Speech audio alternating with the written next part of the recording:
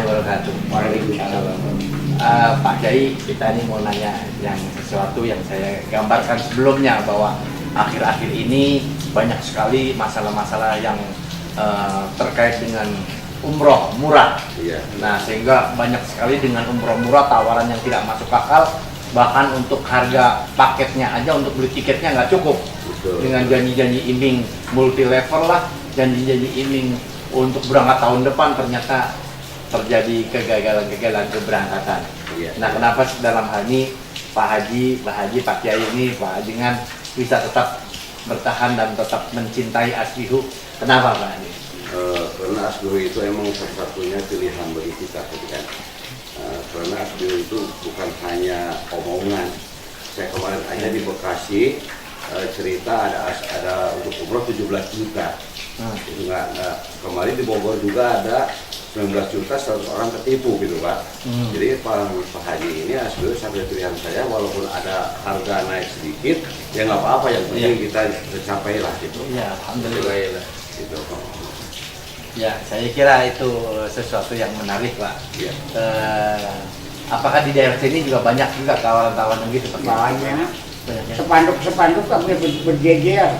Spanduk berjejer hampir tiap 2 kilo 1, 2 kilo 1, penawaran-penawaran dengan harga yang murah itu. Nggak masuk akal ya? Yang masuk akal. Jadi saya alhamdulillah ikut Asbihu sudah 4 tahun. Jadi setiap tahun berangkatnya rata-rata di atas 100. Sekarang udah 154. Waduh. Ini. Ya. Terus menurut Pak Jengan nih, Pak Ustadz, Pak Kiai, Pak Haji ini kan kalau kita melihat syar'ihnya bahwa man istata'a ilaihi sabila dengan cara-cara mengambil umroh murah, terus sistem arisan, sistem sundulan, mencari kaki-kaki multi level, menurut Pak Kiai apakah itu melampaui kemampuan atau bagaimana pendapatnya? Sebetulnya banyak tawaran-tawaran seperti apa yang dibicarakan Pak Haji Amir itu benar. Tapi kalau yang sudah masuk Asbihu tidak mungkin ikut travel lain karena banyak terjadi. Di sini bisa berangkat cuma sampai bandara. Kadang-kadang di bandara tidak dapat sih, tidak apa sampai balik lagi. Kan namanya di daerah kalau mau umroh, apalagi kalau seperti Pak Haji Makmun, syukurannya mau berangkat umroh, potong sapi. Oh, Potong sapi ngumpulin saudara-saudara. Sekeluarga berangkat 12 orang. 12 orang. Ikut Asbihu udah berapa kali? Mungkin dia udah 6 kali berangkat ikut Asbihu. Allah. Nah, ini Pak Haji Gojali juga alhamdulillah sudah 4 kali. 4 kali ikut Asbihu 3 4 kali. 4 kali. Alhamdulillah. Kalau menurut saran-saran Pak Kiai kepada masyarakat sini, artinya Pak Kiai sebagai tokoh masyarakat, himbauannya apa terhadap masyarakat sini sehingga mereka tidak mudah terjebak dengan umroh 5 juta, umroh 6 juta, 10 juta, itu himbauannya apa pada masyarakat? Oh, jadi saya bilang ke jemaah hati-hati kalau ada menawarkan ongkos umroh yang murah dengan harga murah itu, jangan terpancing dengan harganya yang murah itu. Soalnya banyak kejadian hanya diambil duit berangkat tidak. Paling diurus paspor, kadang-kadang paspor juga ngurus sendiri. Ternyata ada yang sampai bandara, ada sama sekali tidak berangkat. Ya. Kalau lihat situasi dan kondisi ini bahwa umroh yang sangat murah ini, mereka itu kan seolah-olah pada saat menawarkan, perusahaan itu menunjukkan bahwa perusahaan penyelenggara umroh itu sudah bonafit, dia bisa memutarkan uang jamaah dengan melalui riba mungkin dan sebagainya, sehingga uangnya walaupun nyetor 5 juta dia akan diberikan keuntungan sama perusahaan yang memutarkan uang itu. Itu situasi sekarang demikian Pak Haji. Sebetulnya itu Pak Haji Amir sangat meresahkan masyarakat dengan iming-iming yang seperti apa dibicarakan Pak Amir. Banyak yang terjebak. Jadi yang pemberangkatan umroh dengan yang sebenar-benarnya dia terganggu dengan iming-iming harga murah tadi. menurut Pak Ghazali, Pak Haji, saran-saran Bapak nih apa yang mungkin disarankan kepada PT Asbihu agar bisa menanggulangi hal-hal yang mungkin akan terjadi buruk bagi para calon jamaah yang apabila tertipu itu, saran-saran perbaikan kepada Asbihu maupun kepada lingkungan. Ya mungkin saran saya sih hanya ya kalau bisa mah harganya jangan terlalu mahal tuh. Ya, harganya ya. Ya maksudnya biar orang pada ikut lah gitu, jangan ikut orang PT lain gitu. Ya. Kalau bisa mah di itunya lah, di harganya dikurangin. Mungkin saran Pak Haji tadi untuk perbaikan tentang kualitas penyelenggaraan gimana? Ya kalau untuk penyelenggaraan alhamdulillah tidak ada kendala, baiklah pelayanannya. Kalau sistem pembinaan dalam hal ubudiahnya gimana? Ya sebaiknya mohon ke Asbihu sebelum pemberangkatan selain daripada yang di daerah diadakan manasik pengarahan seperti di Bekasi, di asrama haji atau di Pondok Gede 1 kali aja. Iya. Yang diadakan dari khusus dari Asbihu. Kalau di daerah kan sebenarnya 3 kali. Iya. 3 kali manasik sini. Bagaimana dengan pendapat Pak Haji mungkin tentang city tour di lingkungan Masjidil Haram? Ya, alhamdulillah cukup kalau masalah itu ya rata-rata begitu. Tapi di tempat lain biasanya diadakan gaib di sana. Di Asbihu kan cukup dengan pembimbing dari sini saja. Itu pun alhamdulillah cukup. Ya. Akan lebih baik kalau diadakan gaib di sana. Iya. Sekarang ini kita tahu bahwa kalau kita mendaftarkan haji satu saat sekarang di Indonesia, kalau ONH plus itu sampai 6 tahun sampai 7 tahun. Iya. Sedangkan kalau ONH biasa yang reguler, kalau di Makassar itu sampai 27 tahun. Kalau di Jakarta mungkin 17 tahun sampai 15 tahun. Berarti kalau sebagai generasi muda tentunya begitu lahir begini sudah harus mulai daftar haji. Apakah keadaan seperti itu berpengaruh adanya orang memilih umroh terlebih dahulu, ada pengaruhnya nggak? Mungkin generasi muda. Jadi adanya antrian yang begitu banyak untuk berangkat haji, apakah ada suatu pergeseran ibu dia lebih baik saya umroh duluan, mungkin ada pengaruhnya nggak? Ya mungkin bisa jadi ada pengaruhnya Betul. juga. Buat generasi yang muda sekarang ya mungkin boleh juga mencoba untuk umroh dulu dibanding nunggu haji kan masih nunggu dari daerah ada yang 7 tahun, ada yang 10 tahun sampai 15 tahun kan, ya lebih baik umroh dulu kayaknya.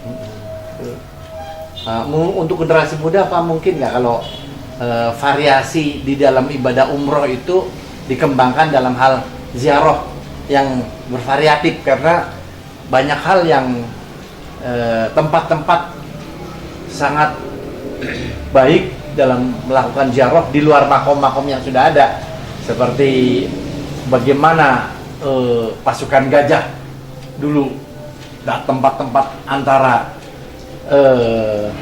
Arafah sama Mina itu kan ada bukit di situ. Itu mungkin sekali-kali perlu ke sana, mungkin ini bisa jadi adanya suatu umroh yang cenderung membawa anak-anak muda. Itu mungkin perlu dikembangkan Pak Haji. Ya, tempat-tempat bersejarah itu. Iya, tempat-tempat bersejarah. Sangat penting. Apakah maksimal nggak Pak Haji dalam menjelaskan tempat-tempat bersejarah, misalkan bagaimana dulu perang Uhud, bagaimana perang Parit, dan bagaimana perang yang lain-lain, atau Gua Hiro atau Gua Thur, itu apakah maksimal dalam penjelasan terhadap jamaah? Insya Allah semampu pembimbing di tempat-tempat bersejarah di sana, insya Allah diterangkan sejarahnya secara ringkas. Ya, apakah diperlukan mungkin ada sedikit buku guide tentang yang simpel tentang makam-makam itu diperlukan nggak? Diperlukan, sangat diperlukan. Sangat diperlukan ya? Sangat diperlukan. Dan itu merupakan usulan untuk diberi. Iya, iya. Ya. Seandainya tidak bisa untuk menerangkan, kalau ada petunjuk di buku kan bisa dibaca langsung dengan bukunya.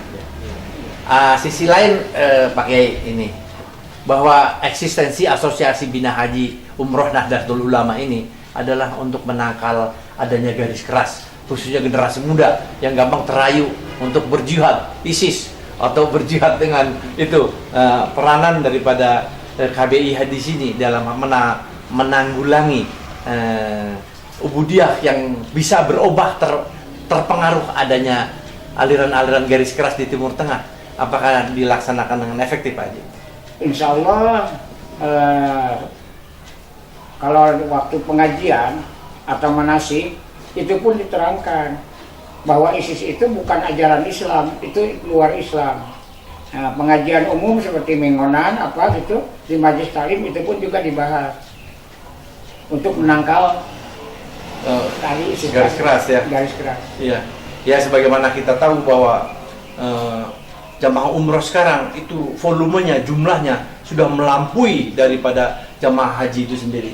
Kalau jamaah haji setiap tahun sekitar 220.000 orang jamaah, dan mereka pulang mendapatkan hadiah buku aliran Wahabiyah yang itu, dan itu akan sangat berpengaruh. Sebagai gambaran, yang biasanya baca Al-Fatihah menggunakan Bismillah jadi berubah, khususnya yang mudah terpengaruh ada kelompok garis muda, anak-anak muda. Sebenarnya menurut anak muda ini bagaimana sih pengaruh anak-anak muda yang semangat jihadnya itu begitu besar, melampaui semangat keilmuannya. Kalau generasi kita yang sudah Pak Kiai ini kan sudah biasa pesantren dari apa namanya kitab kuning sampai dengan kitab-kitab yang besar. Kalau generasi muda kan cari praktis sekarang, cari tarjaman. Nah, banyak pengaruh-pengaruh garis keras terhadap anak muda khususnya. Itu menurut anak muda ini kenapa? Kenapa? Apakah KBIH kita tidak efektif, atau memang ada orang luar yang masuk mempengaruhi, atau memang pulang dari Timur Tengah dia terpengaruh dengan ajaran-ajaran yang begitu keras? Menurut anak muda gimana ini? Ya mungkin bisa jadi juga kalau misalkan dari sini tuh orang itu kurang terlalu dalam ya dalam agama atau dalam ilmunya gitu kan. Jadi terpengaruh di sana juga bisa jadi terpengaruh dari sana. Kalau terpengaruh dari sini mungkin bisa juga terpengaruh dari sini karena gimana tipe orangnya dulu kan gitu. Dari basicnya tuh dia benar-benar dari basic pesantren atau dari basic gimana kan kita nggak tahu. Ada satu hal yang sedikit diwaspadai Kiai, ini sebagai wawasan global, geopolitik ini. Saat ini Arab Saudi itu ikut aktif bertempur di Yaman. Padahal Yaman itu perbatasan antara Arab Saudi dengan Yaman begitu dekat dan begitu lebar sekali, jarak dari Jakarta Surabaya mungkin daerah perbatasannya. Dan Yaman yang dalam tanda kutip dikuasai sekarang diserang sama Houthi, Al-Houthi, kelompok garis keras Syiah. Dan sekarang Arab Saudi dibantu negara-negara yang lain menyerbu aktif. Apakah tidak ada kekhawatiran kalau tiba-tiba Syiah nanti menyerbu balik ke Masjidil Haram? Karena itu Arab Saudi tidak mau menghentikan peperangan itu sampai sekarang. Nah, satu bisa ditolong dijawab, yang keduanya himbauannya terhadap pemerintah kita bagaimana? Terima kasih. Itu kekhawatiran banyak sih ya. Tapi apa yang terjadi emang kita harus balik pada tarikh. Tarikh itu menerangkan bahkan di dalam dunia ini akhir zaman ini. Jadi mau tidak mau kita emang harus karena tarikh mungkin kita harus menghadapi seperti ini. Makanya menghimbau kepada orang-orang yang berkualitas di agama atau kita berlebihan di harta bana ini gitu ya. Kita coba kita kerahkan gitu kan. Coba kita ibadahkan terpadu kan. Ibadah terpadu itu haji sama umroh ibadah terpadu karena fisik ya harta dan semua itu dikerahkan, dicoba ke sebagai Bi amwalikum wa anfusikum. iya, itulah gitu. Menurut saya ini menghimbau kepada orang-orang yang banyak hartanya atau yang tukuh gitu. Mudah-mudahan kita bisa, kalau nggak ibadah haji, ibadah umrah secepat-cepatnya gitu kan. Jadi antaranya ibadah umroh ini kita kan ada satu ajaran yang untuk bukan kita doang, tapi hanya bukan untuk kita doang, tapi untuk amanah juga ada gitu. Jadi Rasul juga pernah berbicara, Fa'in kan Abu Musliman ma'atakum awat asodatum awi hujatum awi tamartum. Jadi ibadah umroh itu bukan hanya untuk kita doang. Sekarang dicoba untuk amanahkan umroh orang tua kita, saudara kita bisa meninggal, gitu kan? Itu dia amanahkan melalui umroh. Karena apa? Karena dunia ini udah kena tareh gitu. Mau tidak mau kita harus menghadapi seperti inilah gitu. Jadi nggak ada rasa buat ketakutan atau nggak ada. Tidak ada ya? Kalau orang-orang beriman percaya kepada nabi itu sidik. Ya sidik itu benar. Jadi mengatakan bahkan akhir zaman ini seperti inilah gitu. Ya walaupun kita ada apa di sana, jadi kita nggak ketakutan. Jadi semua orang yang mau umroh jangan ketakutan. Kalau sudah niat pas. Kalau sudah niat pas gitulah. Iya. Itulah seperti jawaban Pak. Iya, tapi artinya bahwa amanah Rasulullah Sallallahu Alaihi Wasallam yang sidik, yang amanah, yang fatona, kita nggak perlu takut kan? Nggak perlu takut. Gitu. Sudah pasti benar insya Allah. Gitu. Tapi ada satu hal Pak Kiai, bahwa ahlul sohibul bait itu pada saat terjadi satu surok versi Arab Saudi, yaitu terjadi Karbala. Perang Karbala terjadi, seluruh keluarga Rasulullah itu dilibas habis, dan yang menolong adalah Syiah. Keluarga Ali bin Abi Thalib semua lari ke Iran, dan mereka merasa harus kembalikan itu ke Masjidil Haram.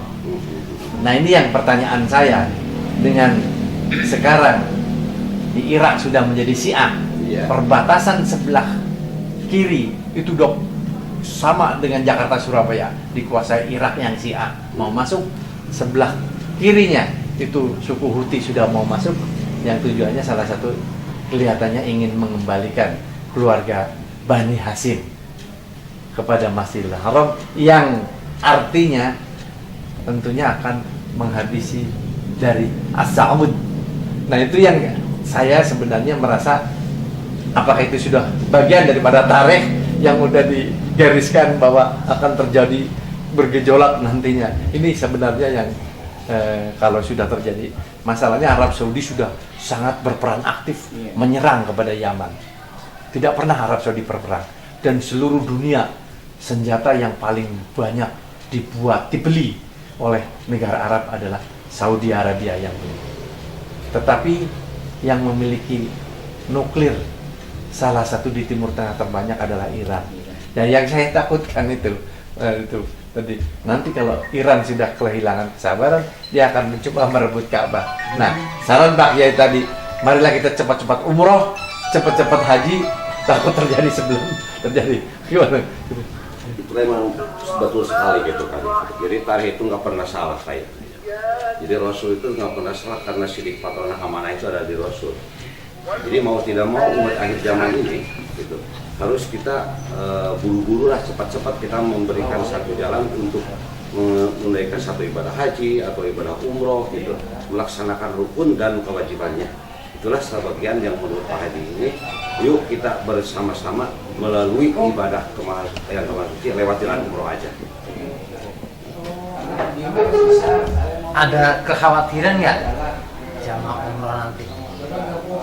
Kalau gitu ada peluru nyasar sampai daerah Mekah gitu.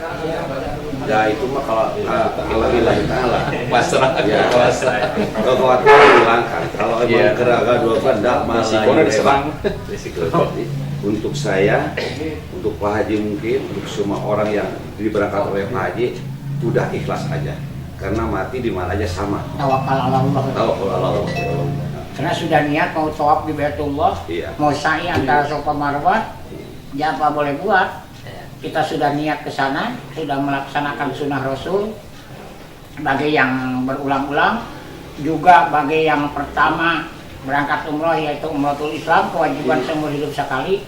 Tidak ada masalah kekhawatiran ada, tapi karena sudah niat ya pas saja niatnya. Pasrah. Pasrahkan kepada Allah. Insya Allah apalagi di sana di Masjidil Haram, insya Allah wa man dakhalahu kana amina. Setiap orang yang masuk ke Masjidil Haram insya Allah aman. Insya Allah aman. Pak Haji nih, kan udah 3 kali ikut umroh melalui Asbi. Apa yang menarik dari perjalanan umroh Asbi? Jadi menurut Pak Haji ada tambahan sedikit, jangan sampai 9 hari pulang lah. Kalau bisa ditambah harinya aja. 12 hari. 12 hari kalau bisa. Kalau enggak Biayanya masih itu juga. Ya, itu untuk promosi. Nah, Bayar itu 9 hari. Promosi. Bayar Jadi 9 insya 12 Allah hari. Kan tanggal ongkosnya 13 itu. Mei, tanggal 13 Mei 13 hari. Pemberangkatan 13 Mei. Iya. Jadi biayanya tetap ditambah 1 hari atau kita Tambah 12 hari lah, tambah 2 hari berarti. 2 hari atau 1 hari lah, sedikitnya 1 hari. Tambahnya 2 hari itu usulan dari Pak Haji Anwar aja gitulah. Ya, ya. sedang menyambut Hati Musa pulang.